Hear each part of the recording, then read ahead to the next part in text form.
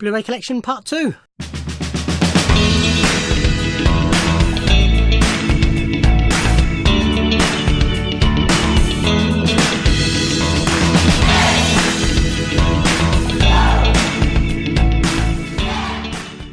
Hi everybody, and welcome to part 2 of a look at my general Blu-ray collection. I'm not going to do any waffle, just carry straight on. This is an Arrow release of The Adventures of Buckaroo Banzai in the Start that again. The Adventures of Buckaroo Banzai across the 8th dimension. That'll teach me to try and think I can remember it. So this is a bit of a cult favourite. Peter Weller plays Buckaroo Banzai, who's... I'll read it from here because it's easier. A physicist, neurosurgeon, martial arts master, secret agent, rock star, who's just made history with his invention, the oscillation overthruster, which allows him to travel to the 8th dimension. But he's battled, and aliens try and stop him, and it's very bizarre and strange, but it's really good. Christopher Lloyd's in it, John Lithgow. Yeah, really strong. It's an Arrow release, and loads of extras on it, including a Q&A hosted by Kevin Smith, which is partly the reason why I picked this up, but was glad I did. Another Arrow, this is Zardoz. Very strange film, but I've always, I was going to say loved, I don't think loved is the word. I've always enjoyed, ever since I first saw it on TV, I think. So it's set in 2293, and it's a sort of a post-apocalyptic Earth, and there's sort of wealthy people, the Eternals, the highly civilized Eternals. There's the Brutals, who work the land, and they're not allowed to reproduce. And then there's the Executioners, who live up to their name, basically, who sort of are in charge of the Brutals and will kill them if they step out of line. But yeah, it's only the Eternals who are allowed to reproduce. Sean Connery plays Zed, who is an executioner, but realises things aren't right, so smuggles himself into the Eternals world and sort of brings it down from within.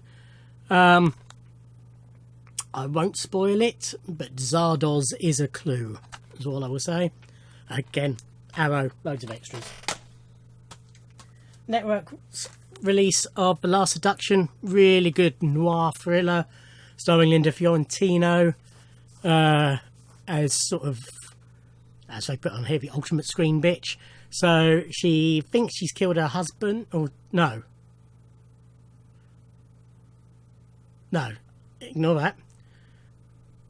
Her husband does a dodgy drug deal. He's a dentist, and she rips him off, steals the money, and goes and hides out in redneck back end of nowhere town.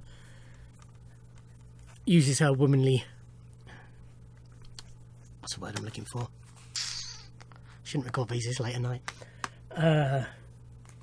Uses her womanly guiles to manipulate various locals, but then her husband tracks her down, and so on and so forth.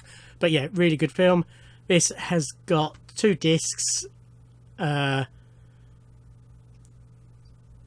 This one is a film with a making of documentary on Blu-ray, and then disc 2 is DVD only, and that's got the director's cut on it and loads of deleted scenes and various other bits as well. But yeah, really recommend that film. This is Avatar 3D edition, nice lenticular. I never saw this in the cinema. I eventually picked it up once I had a 3D player and TV. My 3D TV has now died, and 3D TV replacements are extremely hard to come by, so I'm back to a normal telly now. So I won't be watching this in 3D again, but it has got a normal Blu-ray in it as well. I enjoyed it. I don't think it's great. I think, you know, the hype was about the effects rather than the actual film. But as I say, I enjoyed it, you know. I will watch for sequels when they eventually turn up, or at least the first one, and we'll take it from there.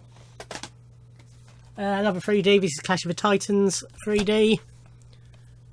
Picked this up for two reasons. One, it was quite cheap, and I wanted, you know, I'd just got my 3D TV, so I was wanting stuff to show it off. And Gemma Atkinson's in it as well. It's okay. It's not magnificent, but it's okay. Nothing wrong with it. Still on a 3D theme, and one of the few steelbooks I own. Because I think the steelbook in this case, when I bought it, was cheaper than the normal version. I'm not a steelbook collector at all. I don't, you know, I think they're quite pretty, but I don't really get the appeal of them, if I'm honest. They scratch easily, and they're not entirely, you know, completely practical, I don't think. But for people who are interested, I'd even forgotten this was on until I picked it up. I'd forgotten this was on Steelbook. Inside, yeah, really enjoyed this film. Main reason for purchase is because Keira Knightley's in it, but she's only got a small role. She plays the wife of one of the climbers, and she just sort of bookends it with appearances. But yeah, really, really good film. Highly recommend it. That's all I have to say on that. Another Arrow release. This is Black Mama, White Mama. I do like Pam Grier films, and this didn't disappoint. Typical blaxploitation film.